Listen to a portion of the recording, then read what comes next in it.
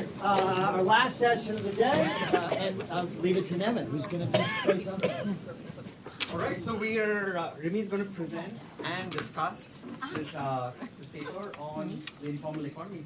We've got 40 minutes. Okay. All right. Thank you. So I thank the JE editors and Mark Lang for inviting me to discuss this paper, The Role of Accounting in the Informal Economy. And here's a roadmap for the discussion today. I'm going to start by talking about what informal markets are and why we should care. I'll talk a little bit about the literature in this area and the big open questions, what the contribution of Marcela, Gary, and Ramesh's paper is, the limitations of the paper, some suggestions for what you could try, and a little bit on the path forward. So what is the informal sector? Very simply put, these are businesses that operate outside of the formal economy. And what do I mean by that? Businesses that are not formally registered, that are not de facto or de jure regulated, and they're largely invisible to official government schemes. More practically, though, these are very small enterprises with few employees, maybe less than 10 employees. They engage in very simple, much less complex tasks, and they are known to have low productivity. Now, informality exists across industries. These images here are from the retail trade sector, but informality also exists in services as well as micro-manufacturing.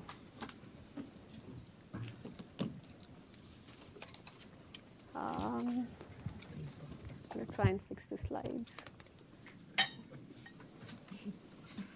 Okay. So why should we care about informality? Well, this figure here, it's taken from a recent ILO report from 2024. And they estimate that worldwide, 60% of all employed persons, which is 2 billion people, are employed in the informal sector. It affects women more.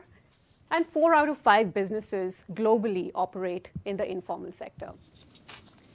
In low-income countries, it forms a very substantial portion of GDP, and the ILO estimates it to be 39%. Right? So it's a very substantial, large sector, which affects a lot of people globally. Now, informality exists everywhere, but it is endemic to the developing markets. So in developing markets, a very large portion of employment could be as high as 80% are employed in the informal sector. So you can imagine that if 80% of your workforce is employed in the informal sector, and as a low-income country you want to develop, it's very difficult to do so if the informal sector does not develop. Right?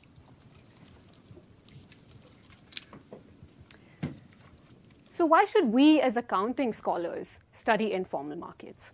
Now, one important reason is that we've worked as a community, we worked on issues that are very important to the informal sector and are pressing issues in the informal sector. Informal sector is known to be credit constrained. They have low productivity. They have poor labor protections, weak management control systems, and high tax evasion.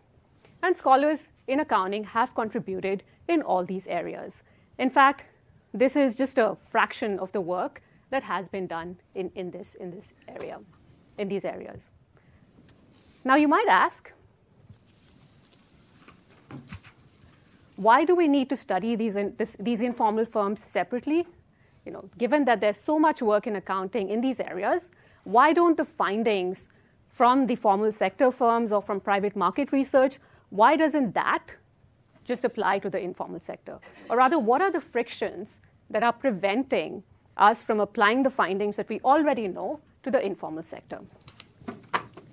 And one important reason is that while formal firms can enter into legal contracts and can defend these legal contracts, informal firms are unregistered. They're unregistered with any governments, which limits their ability to form contractual relationships. So imagine running a business where you can't enter into formal contracts, right?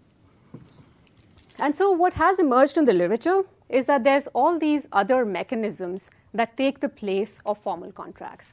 So for example, community-based enforcement using community information networks for enforcement, an indirect reciprocity mechanism for credit allocation, et cetera. Right? And for academics, this is great because it allows us to theorize. It allows us to hypothesize about what might be happening in the absence of formal mechanisms, in the absence of formal contracting, like what other mechanisms could be taking the place of formal contracts, and it allows us to empirically test those mechanisms. So it is a very exciting area to work in also. So I'm going to talk a little bit about the literature in this area, which is quite large. And the literature, in my opinion, has evolved in three main stages. So early literature really focused on defining and measuring what informal markets are. So the literature asked, well, how should informal markets be defined? We know largely what informal markets are, but for the purpose of scholarship, we need a more precise definition, right? So how do we define these informal markets? And given that these are unregistered, there are really no formal administrative databases where you can get a lot of data on these informal markets. So what data sources and methods can we use to assess the size of the informal market? So that was the early literature. And then later literature focused on understanding the features of informality. Right? So for example, what are the characteristics of informal firms? What are the causes of informality? Why does informality arise, and why is it persistent? Right? And what are the consequences for a developing market country to have a very large informal sector? And the third stage of the literature, which is the open question with very important policy implications, is what do we do about it? Should informal firms be encouraged to transition to formality? And if the answer to that is yes, then how might we achieve that? Okay, I don't know what's happening with the slides, so I'm going to try one more time.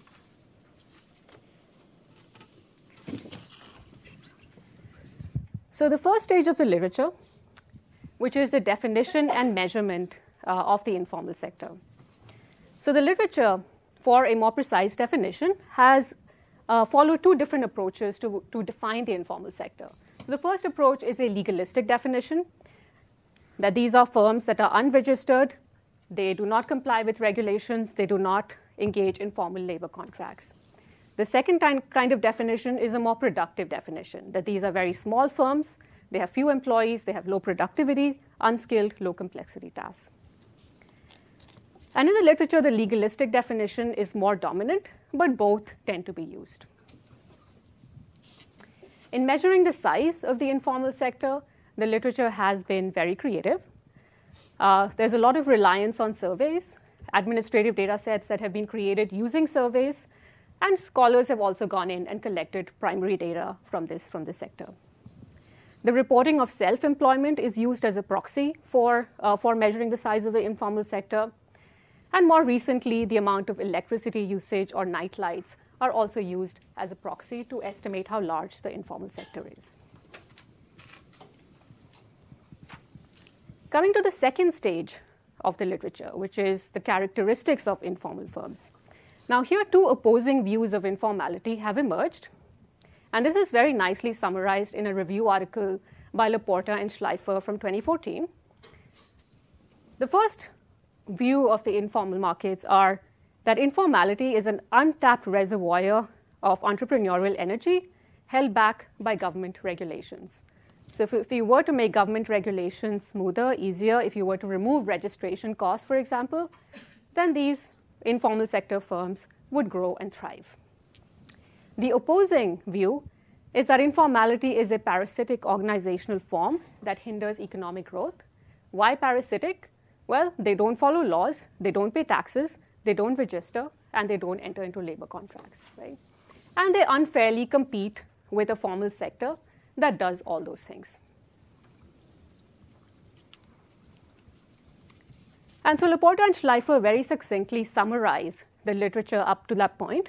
They say studies suggest that informal firms start out and live out their lives informal. They avoid taxes and regulations, and they do not trade with the formal sector. It is difficult to lure them into becoming formal, even with subsidies. Far from being reservoirs of entrepreneurial energy, they are swarms of backwardness. They allow their owners and employees to survive, but not much more. The literature has evolved since then, and what has emerged is that there's considerable heterogeneity in this sector. While a lot of informal sector firms might merely be subsistence businesses, that is allowing their owners to just survive and not grow very much, there are also transformative businesses that make the transition to formality, that do grow and develop. And so that brings me to the third stage of the literature, which is the open question, the transition to formality. And this is a question that is being pursued not just by academics, but also by national governments, by practitioners, and by multilateral agencies. And the question is this: should informal firms be encouraged to transition to formality, and how might we achieve that? Now, to answer that question is complicated because informality is a choice. So firms decide to be informal based on the costs and benefits of informality. And because informality is a choice, low productivity firms might choose to remain informal. So it's not that informal sector firms are unproductive because they're informal, but rather that unproductive firms choose to become informal. And so that makes it very difficult to force these firms to transition to formality. There's a lot of literature that tries to, does experiments, et cetera, to find out whether reducing registration costs works. And the conclusion from that literature largely is that reducing registration costs is not making a difference. There's some work that shows that enforcement works, so you make it more expensive for a firm to remain informal, but that is extremely difficult to implement because the informal sector is scattered. It's expensive to find these firms, and therefore expensive to implement any kind of enforcement policy. But what also emerges is that as firms grow and develop, the costs of remaining informal increase, and therefore firms would naturally want to transition to formality. And so the question then becomes, well, could we accelerate this process? And what is the role of accounting? So if we believe the research that exists in our field so far, that accounting information can lead to better decision-making, efficient capital allocation, access to credit, increased productivity, then could accounting accelerate the transition of these informal firms from informality to formality, and thereby help in the growth and development of a country? And this is where Marcela, Gary, and Ramesh's paper comes in. They ask, what is the role of accounting in informal markets? And just to preface, we know very little about how accounting is used in informal markets. There's really no study I'm aware of that does this. So we have very little information on how these firms use accounting, whether they use accounting, and if they do, then how they use accounting. So Marcela and co-authors, they asked three main questions. What factors determine accounting use by informal sector firms? Is accounting quality associated with access to credit for informal sector firms? Is accounting quality related to business expansion plans of informal sector firms? So I'm going to talk a little bit about each of these sections.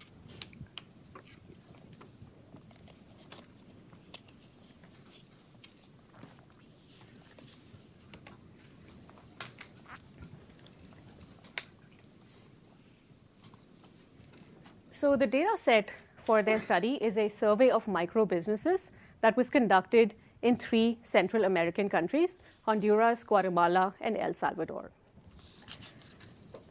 The limitation of their study is that the survey was only conducted once, and therefore the authors only have cross-sectional data. So that severely limits what they're able to do in the study.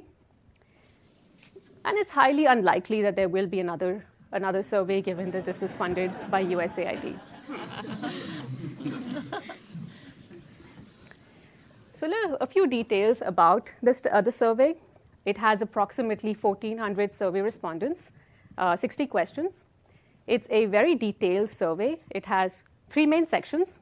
The first section about business characteristics, so reasons why the business originated, age, ownership, access to financing, socioeconomic characteristics, productivity, competitors, etc.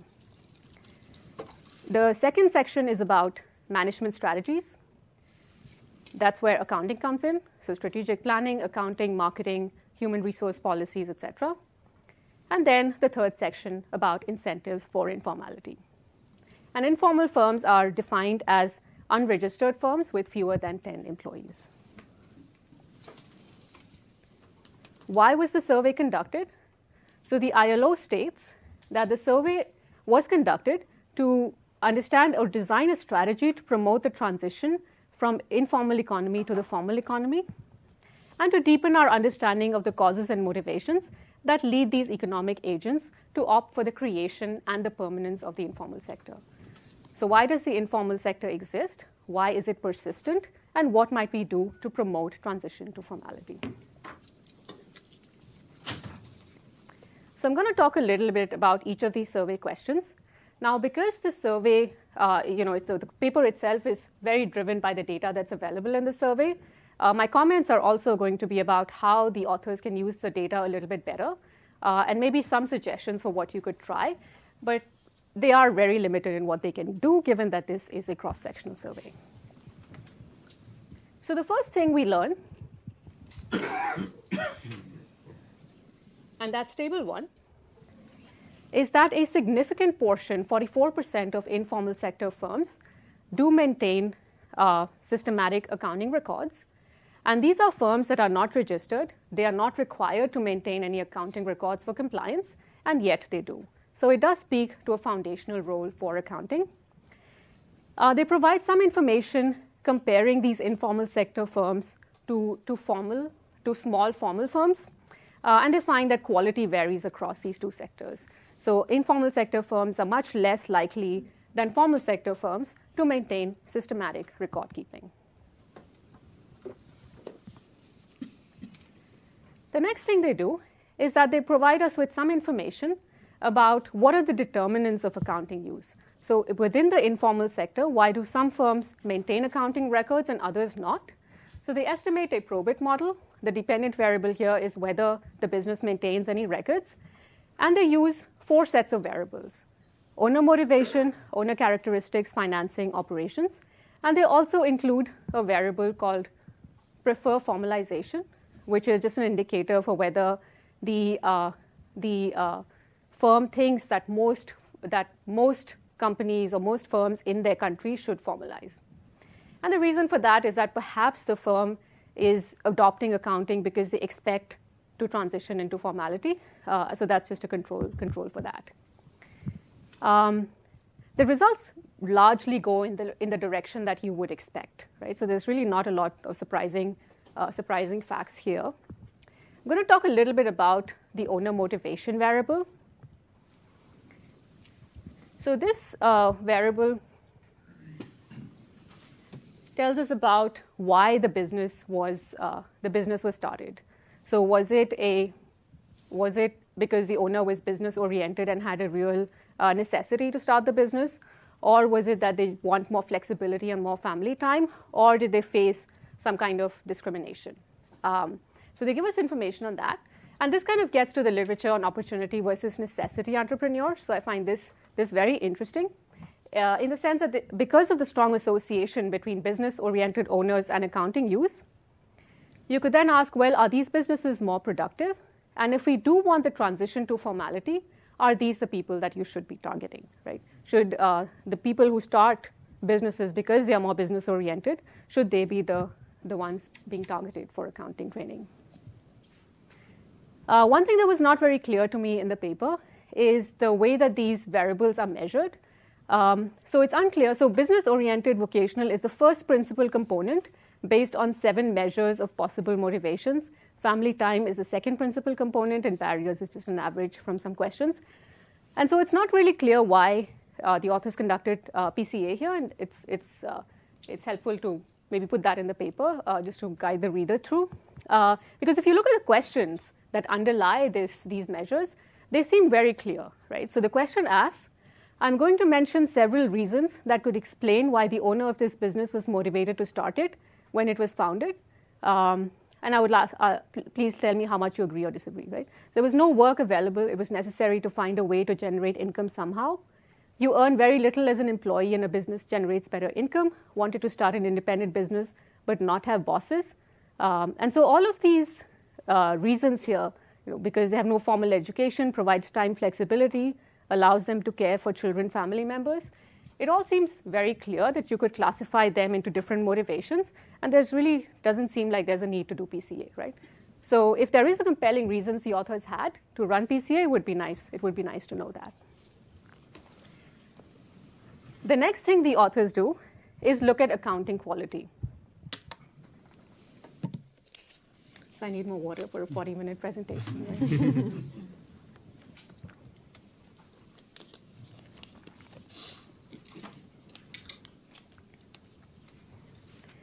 Okay, so the next thing the authors do is talk about accounting quality. So they've told us that within the informal sector, there are firms that keep accounting records and there are those that don't keep accounting records. But even within the ones that keep accounting records, there is variation in the quality of those records. So here they're estimating an ordered probate model. The dependent variable is the quality of accounting, which could be digitized, and that is the highest quality. They could be separate notebooks, and notebooks here are not electronic notebooks, it's just paper, right? So it could be separate notebooks. It could be commingled notebooks, i.e. personal and business records are commingled. Or there could be no record keeping, and that's the lowest quality. So this ability to measure the quality of accounting in a fairly unambiguous way is a key strength of the paper. But I would recommend that the authors could perhaps utilize all of the information from the survey. So if you look at the survey questions underlying the measures of accounting quality, it asks, how are the accounts usually kept in this business? The owner or manager keeps the accounts in a notebook or booklet. The owner or manager keeps the accounts in an Excel spreadsheet. The business has an accountant or person in charge of accounting. A private accountant or an external accounting service is hired, etc. Right? So, maintaining an Excel spreadsheet is very different from hiring an external accountant or having an in-house accountant, and those things could be separated out a little bit more. Yeah. So currently, all of that is clubbed as digitized. So 2, 3, and 4 is classified as digitized, but easily the paper could parse them out. The other question that underlies these quality measures is, in managing the business, have you been able to separate the business accounts from the money you use to support your house and family? Or do you manage it all together? So they say, I keep separate accounts, I manage everything together. I try to separate them, but sometimes the business gets confused with the household. It depends on how the business is doing. When it's going badly, I manage everything together. So it would be very interesting to see, well, first the distribution, right? Like how many people classify into each of these buckets. And then why are business and personal records combined in bad times? I think that's a really interesting point, which, the authors perhaps they could get more information from the survey just by looking at associations of this variable with the other variables they have, or they could also try and do more targeted interviews. Right? But this is a really cool response. In running their ordered probate model, they generally find a monotonic relationship between these explanatory variables. So these are the same variables they used in the earlier table, and accounting quality. Now, with all regressions like this, there's a lot of literature in this area. The big question that you have to ask is, well, could management ability be driving all these results? Because management ability could easily be correlated with accounting records, with maintaining accounting records. So it's not quite, it's really just management ability, which you haven't been able to control in a good way, right? So that's something to think about. But the paper does provide many interesting associations that could form the basis for future exploration. So for example, in the table, they find that only some sources of financing are associated with accounting quality, right? And here again, it might be worth digging more. The second question they ask, is accounting quality associated with access to credit? Now, there's a lot of literature in the informal sector space, which finds that the informal sector firms are credit constrained, which then limits their ability to grow and expand. We know from prior work that accounting quality aids credit access. But I would argue that the informal sector is different. And why is that? Well, we know that only 44% of these informal sector firms maintain any accounting records, and of that, only 27% is digitized. So would a bank naturally demand financial statements from these kind of firms that very few of them even maintain any financial records? There is no evidence that these records are verified in any way. And so what is to prevent an owner from manipulating these records? And then what is to prevent, or why should a bank trust these financial statements that have not, or rather these accounting records that have not been verified? And the unregistered status implies that there's limited ability to form contractual relationships. Okay? So given these very specific features of the informal sector, it is reasonable to question whether the findings from the previous research, which is more on the formal side, if that applies in the informal sector.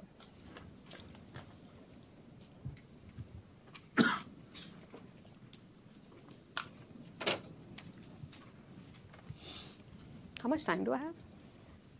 14 minutes. 14 minutes, okay.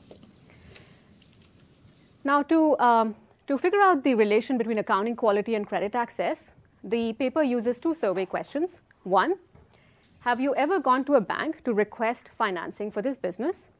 Was your application successful? That is, did they grant you credit? Now, the authors here employ a Heckman selection model because they only see loan approvals for respondents who applied to the bank. Now, there is a reason why we don't see Heckman selection models used anymore in the literature, right? Very few studies really use it. And the reason for that is that there are well-known issues, well-known documented issues with Heckman selection models.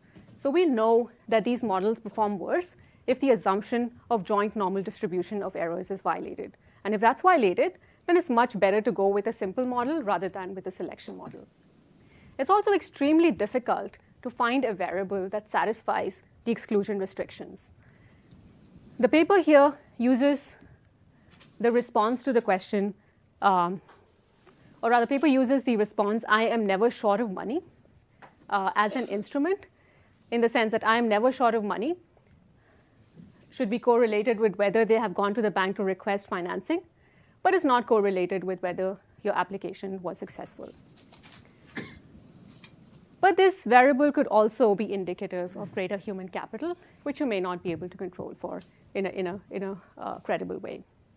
The other issue is that the variables have a temporal issue in the sense that accounting quality is measured at a point in time. Do you use accounting, right? Whereas these credit access variables are, have you ever applied for a loan, right? So it's not temporally matched. But to the author's credit, even though they're limited because of the cross-sectional nature of the data, they do conduct several robustness tests. So they run sensitivity analysis for selection on unobservables, and they repeat the analysis for a sample of firms from a different country.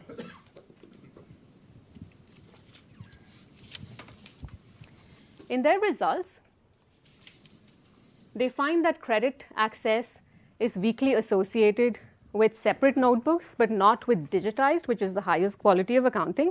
And that I found surprising. So the authors argue it's that because there's not many firms that select into the digitized category, but there's not that few, right? There are enough number of firms that are selecting into digitized. So perhaps one issue is the Heckman selection. So maybe you can try a more simple model to see if the relation goes as you would expect. That is, estimate whether accounting matter is conditional on applying for a loan.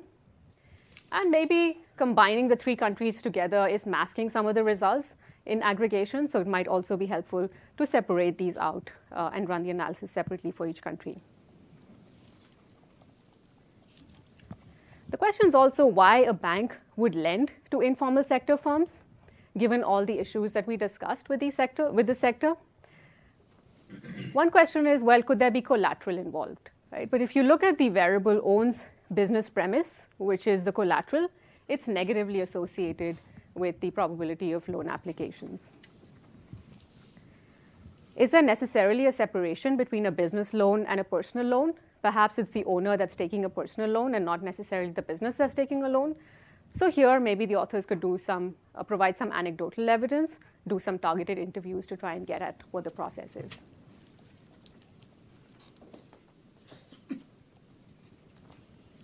The third research question: is accounting quality related to business expansion plans?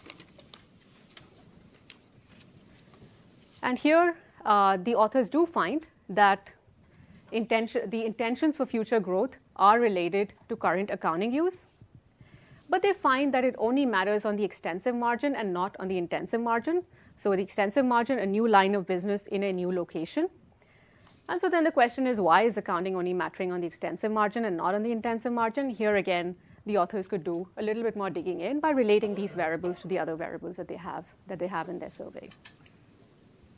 So could there be an intermediate step between accounting use and the desire to grow? For example, the greater access to credit, maybe these firms are more productive, etc.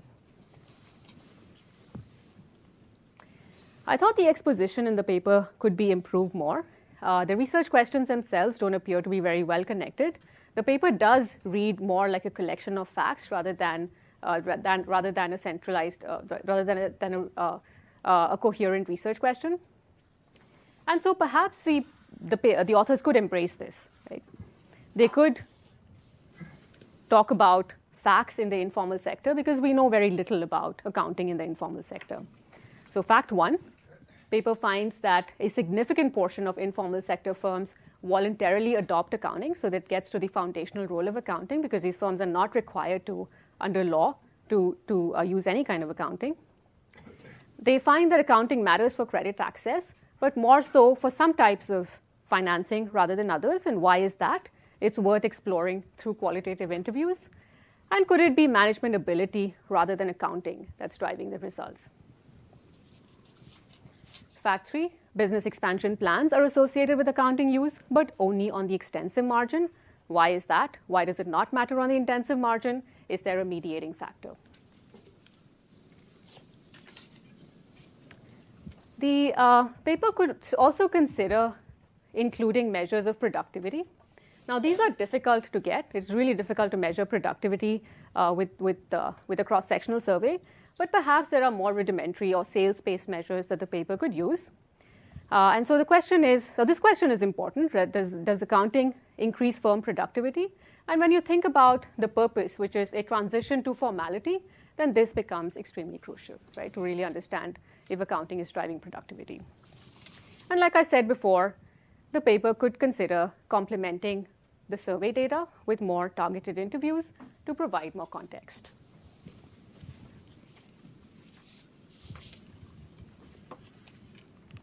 So to summarize, this paper provides interesting facts about accounting use in the informal sector, something that we did not know very much about before. It paints a picture of a very vibrant and diverse informal sector in the way that they use accounting. But they are limited by cross-sectional data, and they provide some interesting associations that could form the basis for future exploration. So I want to end with this thought. So where do we go from here? Now, in the late 90s or early 2000s, scholars in finance were asking this question. Does finance or does financial development lead to economic development? So is it really that financial development can lead to economic development, or is it that when a country develops and there is economic development, finance merely follows? Right? So there was a large literature looking at this, and now it's widely accepted that financial development can promote economic growth. Given that, the question then becomes, well, what are the factors that can then lead to greater financial development? And in accounting, we could ask the same question, right?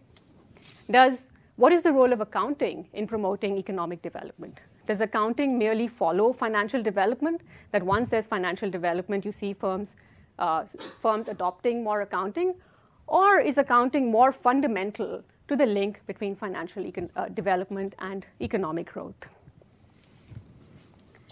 And so if we do find that accounting is fundamental to economic growth, then the question then becomes, well, how do you encourage greater adoption of accounting in the informal sector. And here there is an important role for technology and AI going forward. Marcela, Gary, and Ramesh, with their paper, they set the stage. But policy implementation requires causality. Without that, you might end up wasting a lot of time and resources on implementing the wrong policy. So that is the challenge for future work. Thank you.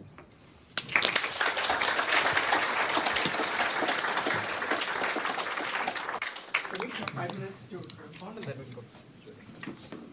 Can you start the 5 minutes after 15 seconds? Because I want to say something quickly. I want to say why I started working on the project, because I'm like Nick Guest. I'm supposed to be working at stocks and bonds and whatever, you know. When we recruited Marcela, Marcela is the reason I'm working on this project, and without Gary, the paper wouldn't be where it is.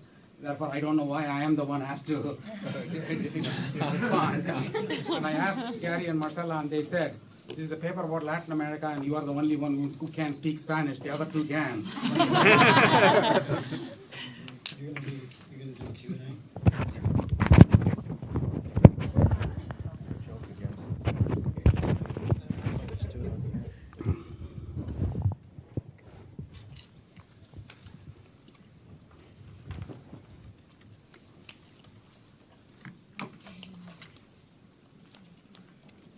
Remy, we are just using your slides to respond. Therefore, we just took your slides, made it into PowerPoint, and then just adding our own comments there. Okay. Thank you for comments. First of all, thanks to Mark Lang and the. You can hear me? No, we can hear you. Oh, sorry, I had to fix that. Yeah. I don't think about yourself, I'm thinking about myself, you know. Thank you. Yeah. Thanks to Mark Lang and the reviewer and two other editors who gave us really very candid and thoughtful comments and suggestions for the paper. And thanks to all of you in advance for all the comments and suggestions you are going to give us. You know, I'm going to quickly go through. We tried to address some of the comments that Remy brought up. They were all very helpful and constructive. And the last time I was presenting a paper at JAE conference, Tom Lees was my discussant. You know, this time it's Remy Tommy.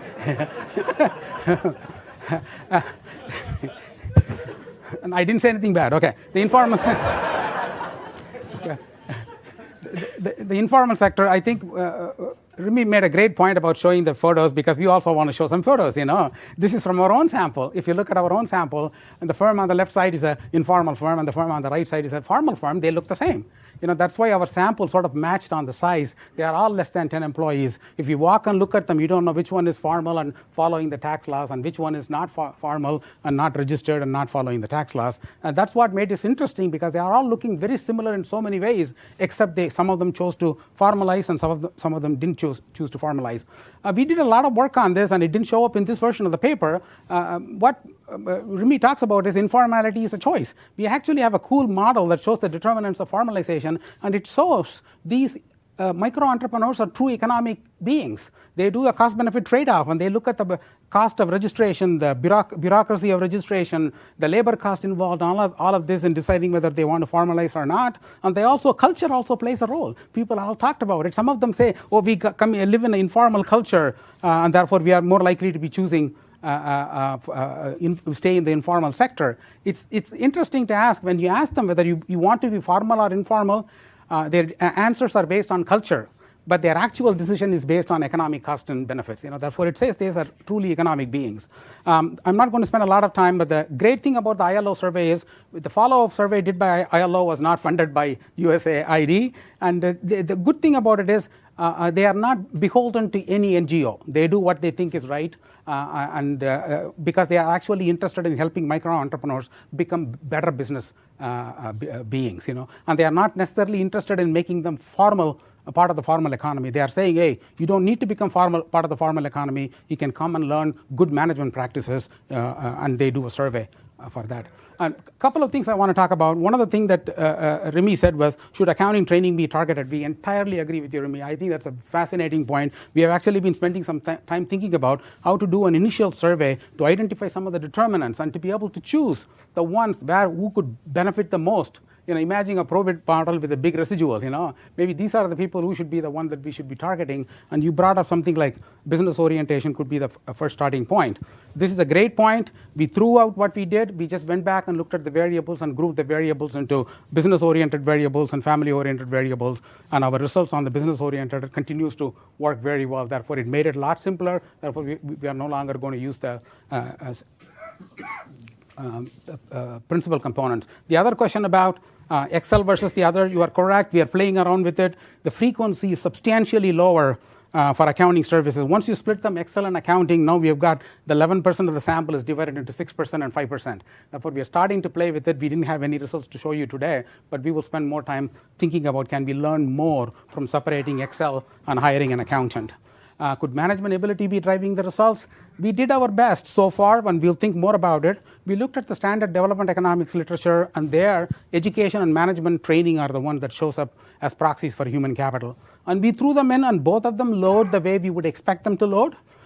Therefore, we feel like at least we have spent some time addressing the question. The way we addressed it, we used a standard omitted variable type analogy. If we don't include them, potentially there's a correlated omitted variable, and hopefully controlling further deals with it. We didn't think about any mediating effect. We just looked at a confounder, and Dan Taylor can talk about DAGs much more than I can talk about. And then the next one was about, this is a great point, no evidence that these records are verified. Unregistered status implies limited contractual thing. And the one point we want to show is even some of the larger banks actually loan to the informal firms.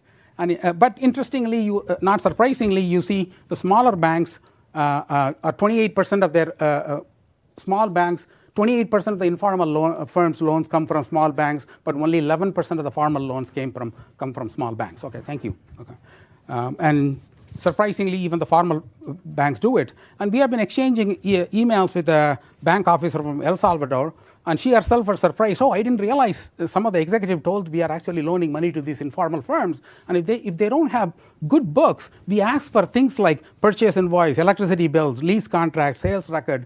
This reminds me my time as an accountant 30 years ago in India. And this is what the type of things we did when we got information from our own clients.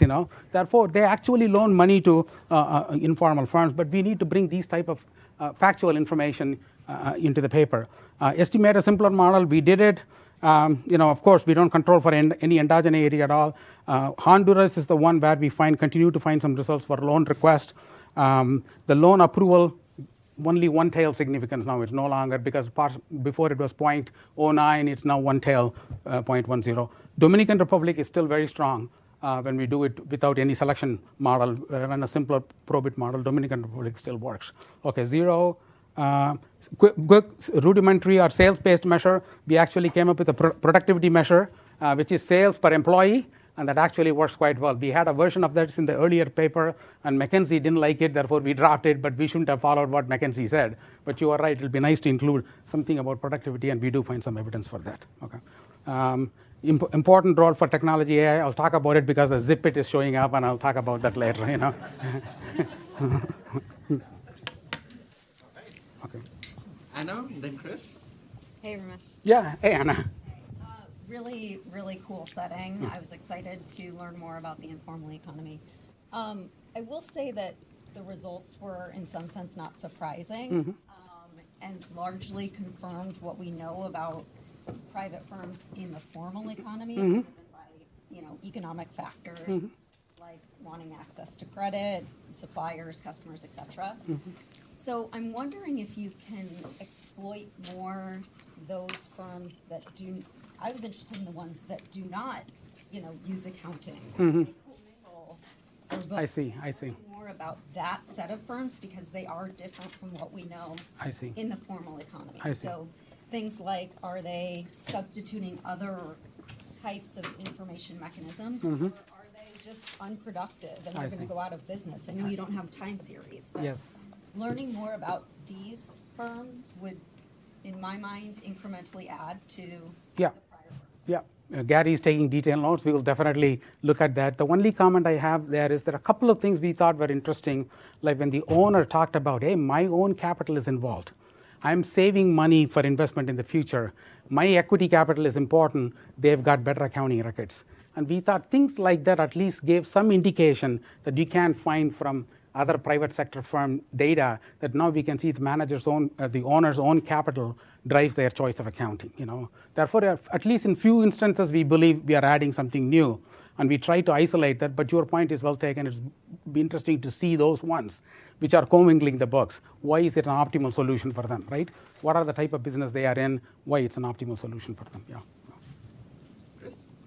Yeah, I want to more the generalizability. I think one of the things that Remy showed that kind of was really interesting was actually in developed economies. There's informal economies as well. And often we see these studies like Remy's work in India and Thomas's work in Africa, and he said, well, we're not studying this in our own backyard. Yep. And is it because that there are different frictions that are just different frictions in these economies? And if so, does it mean that what we see in your study couldn't generalize to other areas because these frictions differ? Good point. To be honest, I can't disagree with you on that, because there are certain parts of the economy, for example, where I grew up, the informal economy was very openly part of the formal economy. Therefore, you can live with that. The enforcement mechanism wasn't there in the legal system, and when the police officers are being bribed, these are all part of the system. Whereas in a country like this, where the regulatory environment, the enforcement environment, the laws and regulations are much more stringent. Therefore, in developed economies, you are probably not going to be able to find the level of informality that you are going to find in the developing economies compared to the developed economies. Therefore, you are right. Our study results may not apply broadly to, but the way I think about it is Ray Ball's papers, right? It's not about the fact that our study is about Latin America. It's about the fact that managers were voluntarily, or owners were voluntarily making decisions about the accounting quality. To that extent, our paper is generalizable. Okay, but not to the extent, can it go from Latin America to US? Probably not. But the idea what Ray has in his mind about, hey, can we learn something about why owners voluntarily chose certain accounting quality? Thank you. Yeah. Eva and then Susie. My question follows up perfectly on what you just said, because that's a lot of the framing. These are voluntary adopters. You also have these formal economy firms that have registered with the tax authority in your paper. You don't do as much with them, but I was wondering what are these bureaucratic constraints that these informal firms are not having to comply with, and specifically, what are the bureaucratic constraints around accounting? Because in your figure 1, I did see that those formal, the ones that are registered with the tax authority, there's still a bunch of them that don't do accounting. And so I'm wondering how much of accounting is part of the formal bureaucratic constraints. To be honest, if I can quickly find the model, I'll show you. I don't think the formal bureaucratic constraints, the accounting constraint didn't come up. In fact, we mentioned casually in one part of the paper, we don't consider the cost of accounting as a first order effect in the decision to choose the accounting, because we find even the firms in the informal economy, some of them do digitize records. They are not substantially bigger or have more employees or whatever. They are all less than 10 employees. Therefore, even there we do find digitized accounting and some separation of personal versus business. Therefore, we believe that they can potentially do it. But I'll show you one thing if I can quickly find it. If not, I'll go to the next question. I'll come back to your comment, Eva, that if we did. In the earlier version, we did have a whole bunch of things on the formal part of the micro enterprises, but we got very good guidance from the editors to move some of that away from the paper.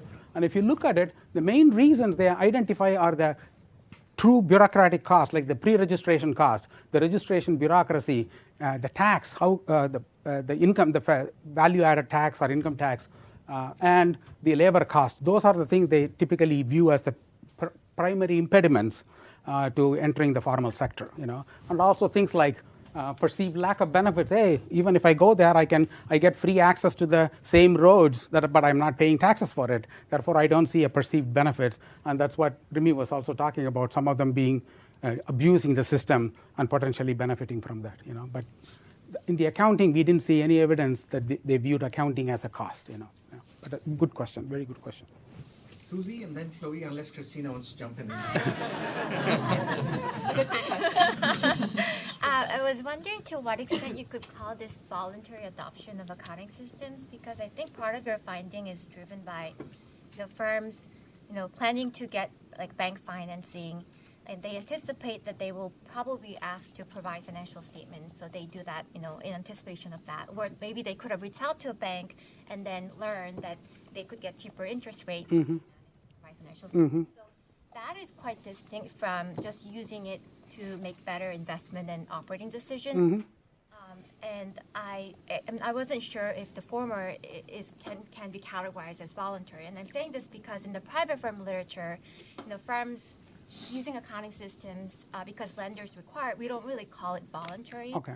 So I was maybe thinking it would be good to clarify what you mean by voluntary in the context of your setting. Sure. I think the way we distinguish voluntary versus mandatory is it is not largely predetermined by regulation, tax authorities, and whatever, but we do actually refer to the review paper. It's a great review paper talking about not required by legal contracts, like lending, because if you go and look at these things, even based on my own personal experience and Marcela's own experience, there are people with notebooks. They can potentially go and borrow money, Therefore, the question is, am I okay just separating the personal records from my business records to be able to borrow money? Therefore, you are right. Given Remi's comment that we have one cross-sectional data, we cannot rule out the possibility that some of the changes in adoption of better quality was driven by the fact that the banks required them, or they, in anticipation of going to the bank, they improved the accounting quality. So where I'm coming from is that you find descriptive statistics that out of the 30% of these companies who applied for loans, 77% of them. Yeah. Quite high. Exactly. Made me think that maybe there's some We actually have a caveat on that. We are actually saying you cannot generalize from our study to anywhere else, even in other developing economies, because we don't know why that was 70%, right? It's possible you go to another developing economy, it's 22%, right? Therefore, that's a very good point, and we clearly acknowledge that a factual thing cannot be generalized beyond our study. Yeah. Chloe and then Jeff. So my question's pretty similar to Susie's. I was thinking, in our formal economy, accounting serves so many purposes. You have your tax regulators, you're disclosing to your equity investors, you're trying to understand your own economics. Whereas in this informal economy, it seems like this accounting is largely driven by lender due diligence. And No, I don't think it's largely driven. If you look at the determinants of the accounting quality, a lot of the variables that load are the operational variables, like their marketing part, the operational part. Those are the ones that are substantially loading. And also their own personal capital. If I'm investing on my own personal capital, I'm substantially more likely to have a better accounting system. But you are right. We cannot rule out the fact that some of the accounting quality is driven by potential access to bank loan, but a lot of the variation is explained by things other than access to formal loans. Well, I wonder if you can show something related to sort of accounting content in tandem with accounting quality to maybe substantiate that. Are they doing more cash than accrual? Are they writing down their expenses and inventory in a way that's more sort of verifiable for lenders rather than understanding their own performance? Sure. I think the best way we are able to, right now we don't have that level of detail, okay? We will go back and review the survey question to see is there anything that we can extract from that can potentially give additional color to how they are using the information. Right now the way we are looking at it is, the business plan. We said, look, can we at least see to what extent the accounting quality is correlated with their current business plan? The accounting choice has already been made. Therefore, here the endogeneity is less of a concern. It's more of a predetermined variable, at least to see whether there's a positive correlation between the accounting quality and their expansion plans. Therefore, that's the only area where we are providing the evidence, but we can think more about it. Yeah. Jeff, and then Joe Moran. So based on your response to Ava, you might have already thought about this and moved on from this, but it does seem, your paper is basically a paper about tax non-compliant firms. But the paper doesn't really talk that much about taxes at all, whereas taxes would interact with a lot of these decisions. Mm-hmm. Have a supplier or not. Mm-hmm. If it's a supplier that's also subject to the value-added tax, they're going to want yes. to get your value-added tax number. If you don't have that number, you can't give it to them. You can't interact with that thing. If you interact with a bank, a lot of banks are going to want your tax-free ID information.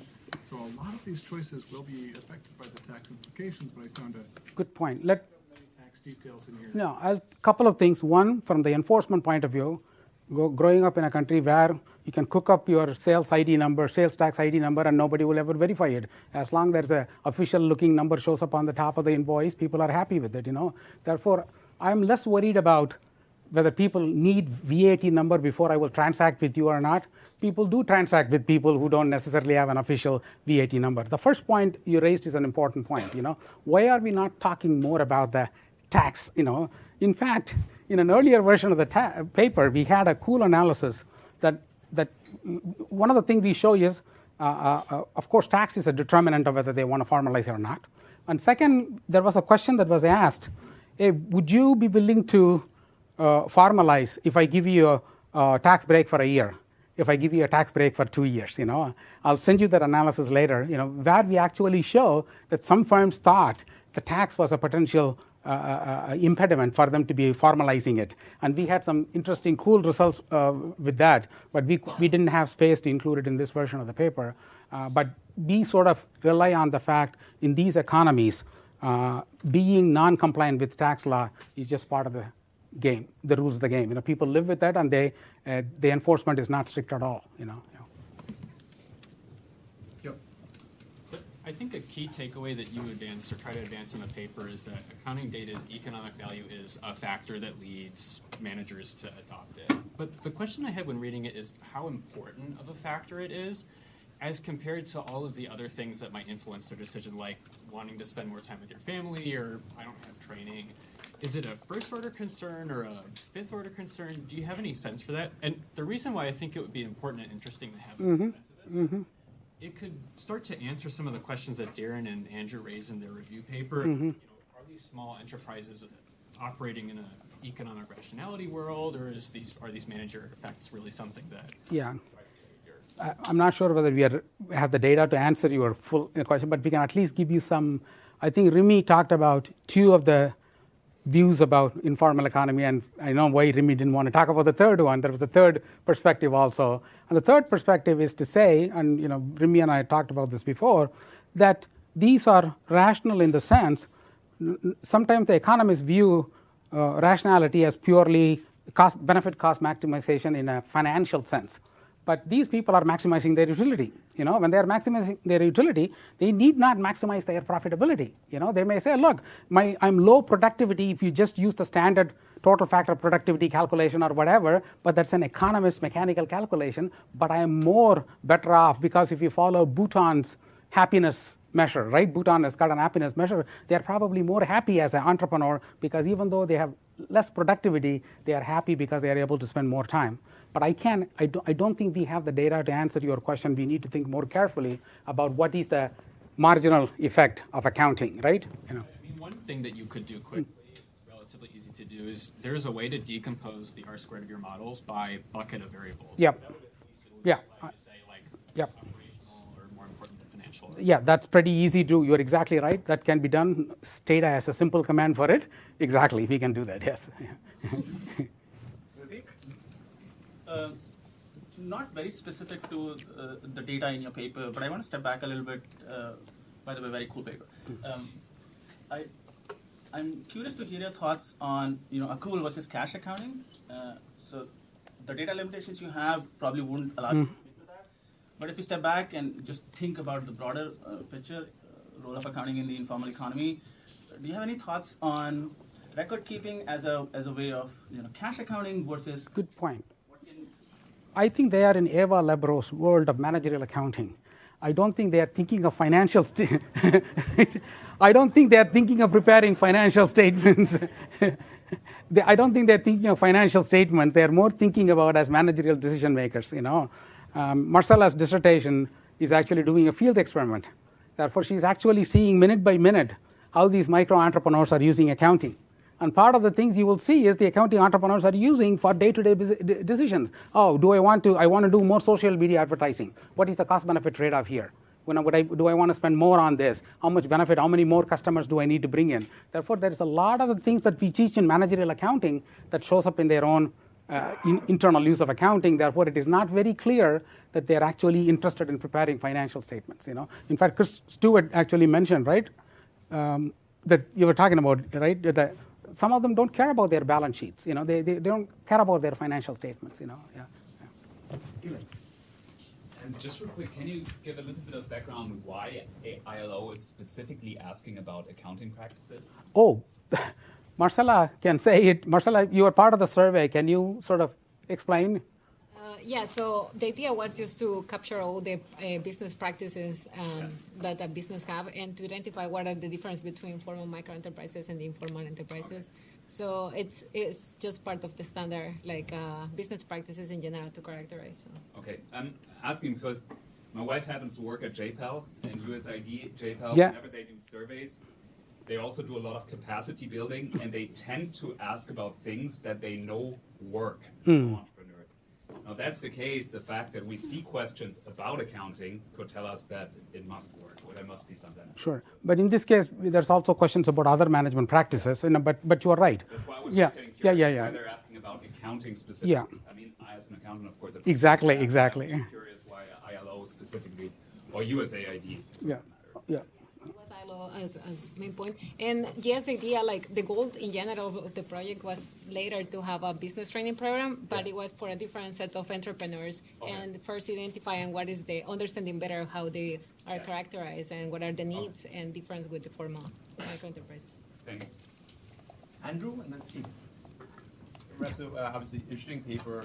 I was thinking about Remy's example of the restaurant. So I wonder how often it's the case that the owner sort of lives upstairs, the premises is downstairs, the family works in the business, they're using personal credit cards, or using the cell phone. Good. And so this commingling measure is not so much a measure of accounting sophistication, it's just the fact that the assets and liabilities are commingled. Yeah. The only thing we have is, first of all, the survey requires, to participate in the survey, you must have an independent establishment. Therefore, all of them have a physical business. Whether you're a salon cutting hairs or a retail store or whatever, they must have a separate business.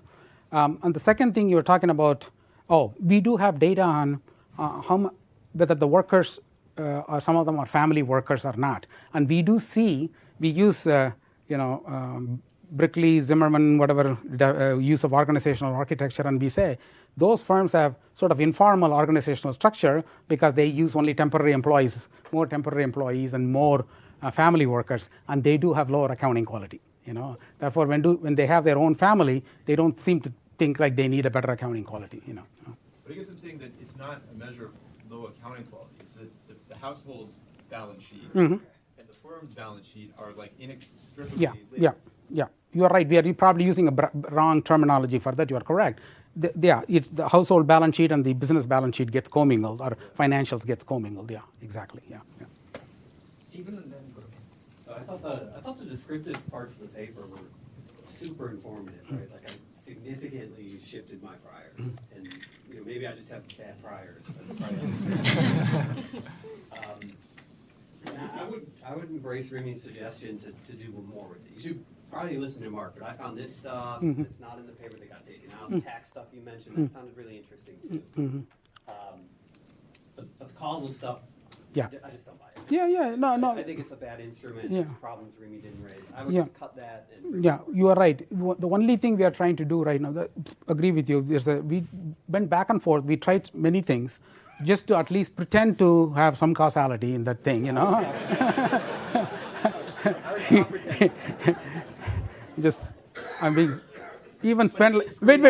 We even spent half an hour with Woolridge going back and forth to figure out exactly what to do. We tried control function. Therefore, we can use control function where it avoids some of the normality assumption thing. And there are some kind of a non-parametric approaches to still model where we don't have to worry about some of the distributional things.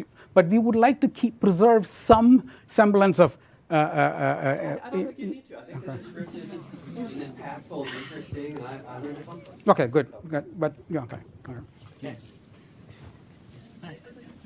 So, could you talk about the technology a little bit? So, my priors are 20 years old. So, I lived in South America, in the early 2000s. Saw these notebooks. Whenever I'd buy something, they'd certainly note it down. Yeah. But with cell phones now becoming more affordable and technology, could you talk about like the digitized part a little bit more. What technology are they really using? Good point. In fact, this is a great question, especially when you try to answer that a little bit, then you can say, it's a great question because it bothered us. Because we felt like, hey, maybe what accounting is just mechanically proxying for their digital expertise, right? I think you're exactly right. And the best thing we could do was to say, look, can we go and look at the determinants of their use of cell phones, and is it mechanically correlated with the accounting usage? Therefore, can we learn anything at all? I don't think we have it, right? Table 4. It's in the back, right? Okay. Yeah.